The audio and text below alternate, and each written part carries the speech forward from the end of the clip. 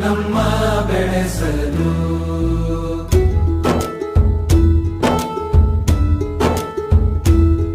ಭಾಷೆ ಅಮೃತ ಕುಡಿಸೋ ತಾಯಾಗಿ, ಭಾಷೆ ಅಮೃತ ಕುಡಿಸೋ ತಾಯಾಗಿ, ಭವಿಷ್ಯ ಬರೆವಂತ ತಂದೆ ನೋವಾಗಿ, ಬರೆವಂತ ತಂದೆ ನೋವಾಗಿ, ಚಂದದ ಜೀವನನ